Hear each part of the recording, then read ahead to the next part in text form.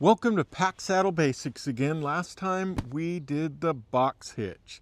Today we're going to level it up a little with the Gordon Jesse Walker hitch, usually known as the Walker Hitch. It was taught to me from a guy that packed with Gordon Jesse Walker in Northern California up in the Siskiyou Mountains. It's not used very often, but 9 out of 10 times if I'm packing with panniers, this is the one I use. It works great on rough trail. Let's dig in. So I've already got the pack saddles on.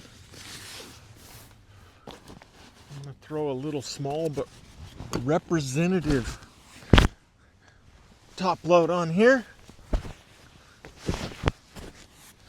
Not very big.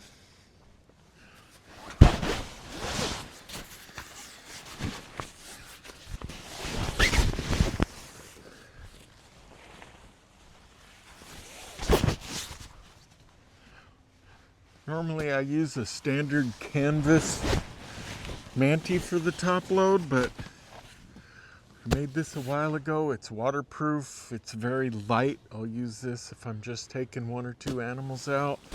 And figured it actually probably worked pretty good to show off the rope a little better. White rope on white canvas doesn't show up too well.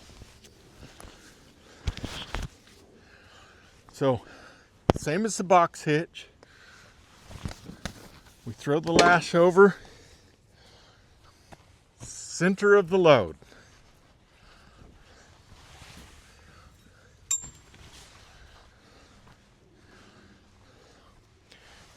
And same as any other one, you always want the hook towards the back, and you need to center this. It's easy just to grab this and pull it, get it right to where it's just about center, and give it a good yank. If things are really fluffy, I'll put my foot on here and get a little extra leverage. And you probably can't see it, but I give this a pinch, put one more loop around it, and I can usually get a little more. And then I just do a quick little packer's knot here, the loop to the loop. Doesn't really matter which one you use, as long as it stays put. With this one, I put a little half hitch over it, and it's tight. You want it super tight. Now it's been raining, so my rope's a little mess because I had to keep ducking for cover.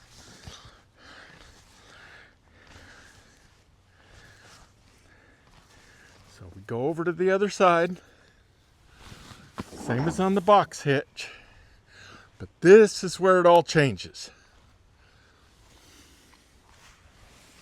I start on the back side. This one is going to go around the back of the load, and then same thing, thumb down, thumb up, you've got your loop. Again, make sure the long end of the rope is behind it. You go behind the pannier, underneath the back of the pannier, and then you just got to pull it. And so the difference between this and the box hitch is one of the half hitches is going to go back here on the corner, and the other one is going to go on the opposite corner. So the back right, the front left. It could be the other way around, but that's the way I do it. And you just get that to where that's in the wrong. So that doesn't seem like a big difference, but the difference is this load does a couple things. It tightens it up. It actually gets a little tighter going down the trail, not looser. It does the side. It does the center like the box hitch, but it also does the back. And it really keeps. So the same thing as the box hitch. You give this a pull, It lifts the load away from the animal. Probably a little hard to see that, but you can see my hand can just go right in there. There's nothing actually touching the animal. And then if I don't have help, same thing, bring a little loop through. And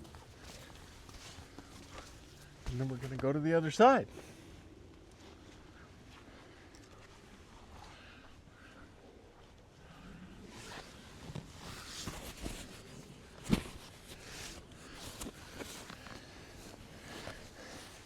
Now with such a small top load, it's kind of harder to capture everything on the front, but it will keep everything going. So now you're on the other side. Same thing, thumb down, thumb up. Pull a little bit of rope depending on the length of your arms and the size of your load.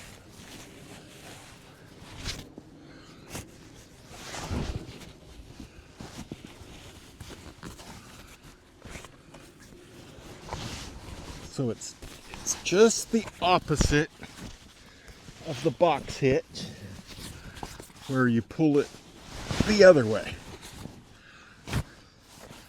And you can just keep pulling it depending on the top load you have is kind of where you want this knot.